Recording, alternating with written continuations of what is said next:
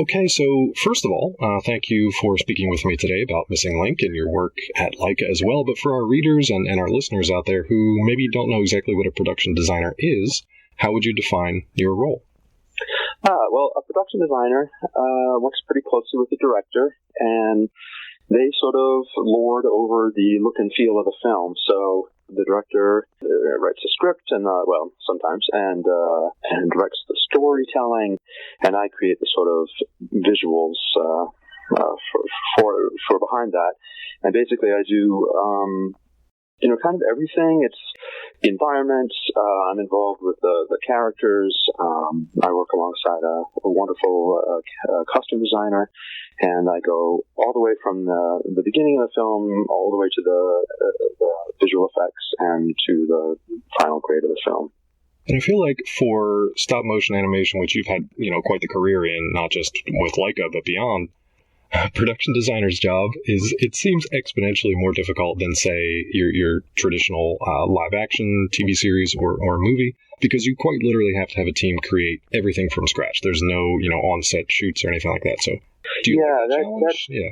I must like that challenge because I've been doing it for a while. I've done theater and some film, live action film, and I was drawn to stop frame for a bunch of reasons. One, I grew up in an artistic family, and my mom and dad both dabbled in miniatures, so I definitely had it in my blood. But what what is sort of a deadly blessing about it for me is you get to design everything, and you get to design everything. So you're right about that nothing comes for free. So you're on one hand you're designing architecture, and the next you are designing the dirt, and then the shape of the smoke coming out of the chimneys and the leaves on the trees, and so it's your list is long, and part of the thrill for me is keeping it very cohesive. So early on establishing visual tenets for the film that reflect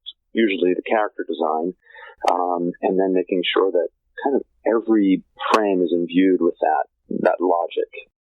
And you've been with LAIKA for quite a few films now. So over the years, how has your role has it changed a lot? Has it been aided with better technology, or has it, we still have challenges based on what the filmmakers are asking for? How has your role changed? I'd like to say that in a normal situation, you might be able to rest on your laurels a little bit. And I guess to an extent, at least my confidence is stronger, because I've done it before. But because Travis Knight, who's the owner of the company, his mandate is each film has to be bigger and more special visually, and he wants to push technology. So I never, Missing Link, for example, I read through that script, and basically you change location every page and a half, which is extremely unusual. Usually you get to rest for a minute or hang out in a location, and the thing about that is, let's say you design a town, and there might be many locations within the town, but it's the same town, so it's like you get to reuse and to but with a script that goes around the world, each new location requires a whole new sort of set of research and look and feel, and making them feel different from each other. So and even Kubo. So I went from Paranorman to Kubo to Missing Link, and each one just exponentially seemed to get bigger. So I would say that's the biggest challenge, is just keeping up with the expectations of the studio. Gotcha. And I know you guys are always sort of in different stages of production for various things, because it takes a while to make these movies. So if you could think toward like your busiest time in the movie season, what does a typical day kind of look like for you at like the peak busy season? Oh, yeah, it's pretty busy. I mean, I can't really complain about it because so many other people are that busy too. But I will say it's pretty crazy. Like at the height of production, because the designs take, I'm usually still working on designs for the third act during the shooting, and when I open my calendar in the morning, I see that often it's divided up into about 15-minute slots for, about 8 or 9 hours, and often working through lunch. So it's extremely detail-oriented, and I have to be prepping for the next meeting, paying attention to what it is that I really have to solve in that moment. So it's a little bit of an adrenaline thing. I do love it. It does kind of, I will admit, I sleep in my office at lunch sometimes. Sure. But, that's at its most extreme. But that does last. I often say that these films they're long distance. They're not sprinting. I warn all the younger people when they're really giving it their go at the beginning. I'm like, you're going to be doing this, working this hard a year and a half from now with kind of no break, so you have to really, it's fast paced, but you also have to pace yourself. And the other thing I think is interesting, because we are essentially building practical, almost live action sets, right. Your decision making you have to be very confident in it, because you are making decisions that will be built, and the next time you see them, they're going to be on a stage, and you can't do much to it at that point. So you have to get used to committing to visual ideas, and that's slightly different than digital work, which we also do here, and I also enjoy quite a bit, but it is a different discipline.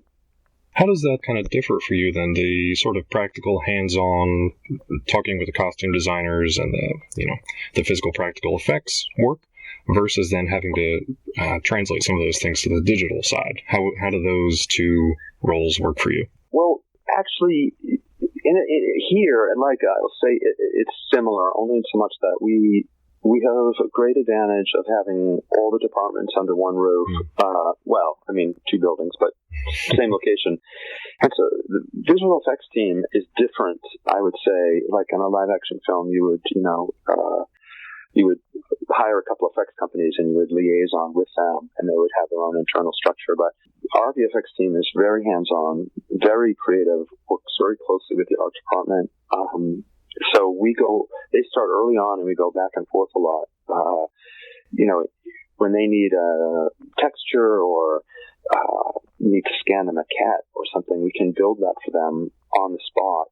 So it's surprisingly similar to a physical build. That's what I notice with our effects team. It's very practical kind of stuff. What you see is what you get, and even though they are using all this amazing new software, they really lean heavily on the art department to supply them with the sort of visuals that they need. Right. And it's kind of, no pun intended, it's kind of Shangri-La.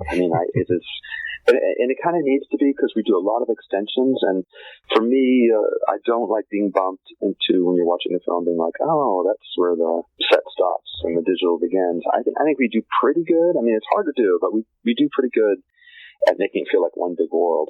To me, as a LAIKA fan from like the get-go, it's a minor miracle that you guys pull off these films as well as you do, and increasingly over time, just they get better and better.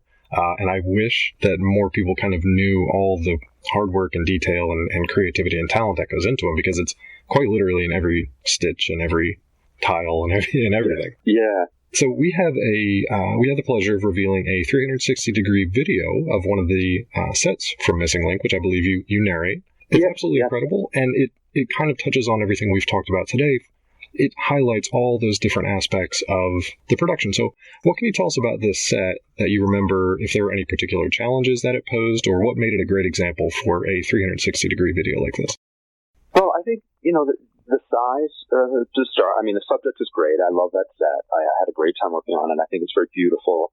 It was a tricky thing to do, because Chris Butler, the director, wanted it to be quite ugly but also beautiful. So it was that kind of fine line. But the size of it is pretty good, I think, for 360, because it is a contained space. It's the set itself is probably only 5 by 7 or 8 feet, and what I love about that 360 video is, one of the coolest parts. Well, there's lots of cool things about building all this stuff, but when you give tours, people their jaws drop when they come into the studio and they go into units and they see, wow, I'm in this world.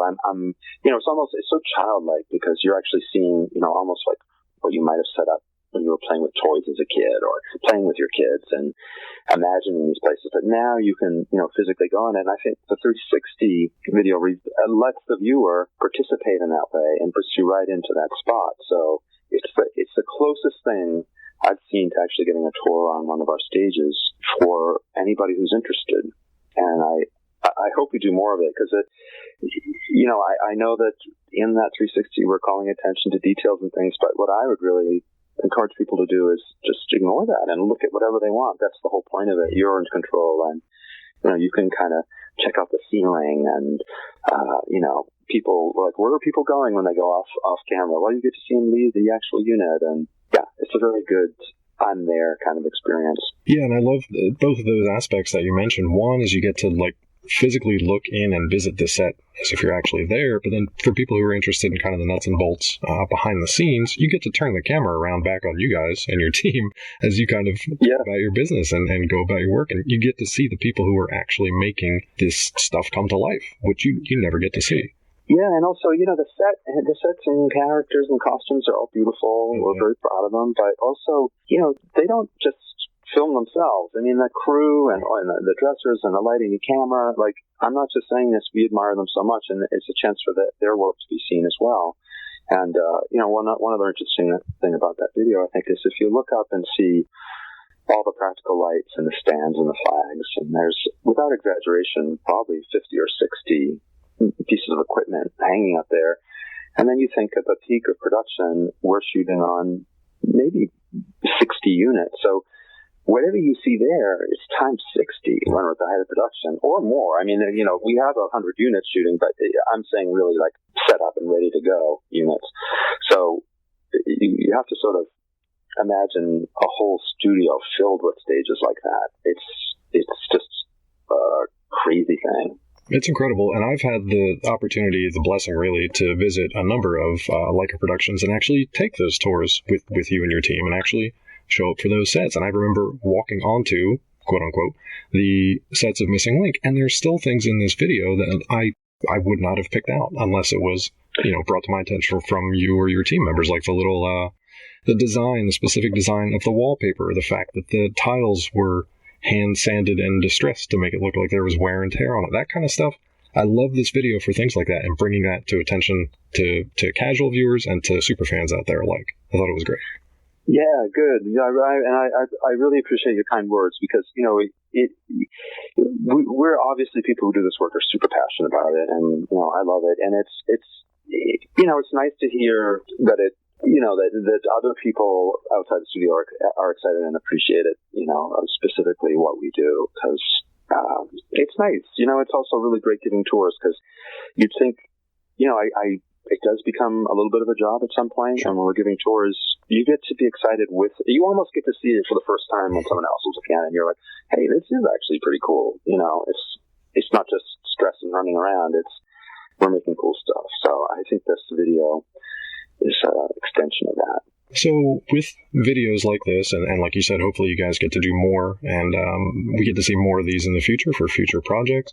With tours that are you're kind of limited in scope, you can't just bring everybody, billions of people around the world in for your tours, but how else do you think LAIKA could, or maybe has plans to, reach out to really highlight the incredible amount of work and artistry that goes into each of these frames? Because honestly, and this is just my opinion, but I think sometimes people see the seamless animation from LAIKA and they don't really realize that it's stop motion, that it's frame by frame, that it's handcrafted puppets and sets and costumes and creatures and vehicles.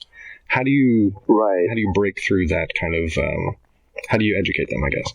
Well, we're really, that's always been our intent. Mm-hmm. And with things like this video, people having access to that, and also we did a great museum exhibition here at the Portland Museum of Art, which was the most highly attended show that they've ever had. Awesome.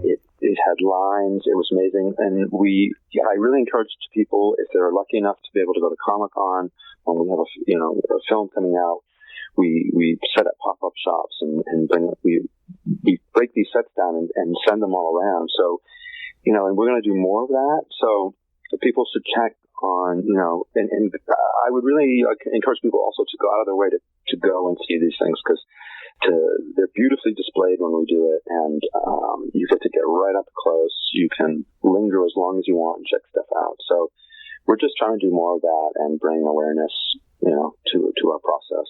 absolutely. And there's a great art book out there from Insight Editions as well that goes behind the scenes of specifically Missing Link, but other movies as well. So that's a great resource for people who are interested out there, just off the top of it. So looking back at kind of 2019 as we're wrapping up both the call and the year here, it's been an interesting year for puppets of all different kinds. We've got Missing Link, there was the Dark Crystal prequel series, and now everybody's obsessed with Baby Yoda. So I know you're not specifically into puppets as, a puppeteer, puppet designer, but what do you think the state of puppetry kind of is in entertainment right now, and where do you think the future might be headed?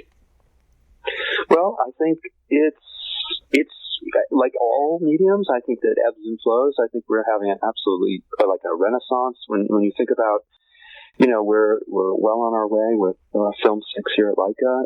In our same Portland city, there's Guillermo del Toro is working on Pinocchio, which is a stop frame film, and also Henry Selick is working on Wendell and Wild here. So in this city alone, there are 3 stop motion features going on. I'm sure that the attention and interest in Dark Crystal is going to, hopefully bring us more. So it does seem to be, people have an interest in it. And again, the digital work, I love digital work. I've done it myself, but there is something I think that people connect with, and they love watching the making of and behind the scenes of these things. And I think there's more of an interest generally from people in the filmmaking process, and ours just has to be very interesting to watch. So yeah, I hope it just keeps going. And speaking of keeping going, you mentioned the next movie from LAIKA. I know you obviously can't talk about very much at all, but was there anything during the making of Missing Link? I know this has happened a couple of times where there was a technological achievement or an idea that was sparked.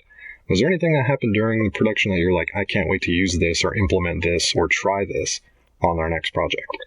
Yeah, there was. Thank you for asking. So, of course, I can't say anything about it, and I'll choose my words very carefully. And I don't want to just sound like a cheerleader for the company, but I will say the next film is so different, fundamentally different from the things we've done, and really takes everything we've learned and just doubles down on them and showcases these new technologies that we're getting pretty good at. So it's not just bigger and better; it's more clever use of, and it's just going to open up, I think, the vision for the studio in a way that people will be quite surprised. So I know that's a giant tease, but I'm very serious about it. No, it's a great tease. I know you can't get into details. Is there anything else that you're currently working on that maybe isn't LAIKA related, or does it pretty much take up all of your time? No, I'm a very obsessive working artist. I go home, I have a studio at home, and I make, believe it or not, I make characters and design sets and build things all the time. It's my passion. So yeah, I do a lot of really crazy cool stuff that's all my own, and I hope to do something like that someday. So thanks for asking. Yeah. Well, with how labor intensive the LAIKA feature films are, I know companies obviously like Pixar and Disney Animation have been encouraging sort of their creative teams to come up with ideas for shorts, things that they could produce. Does LAIKA have any plans to do anything like that, or would you like to see more opportunities for stop motion shorts?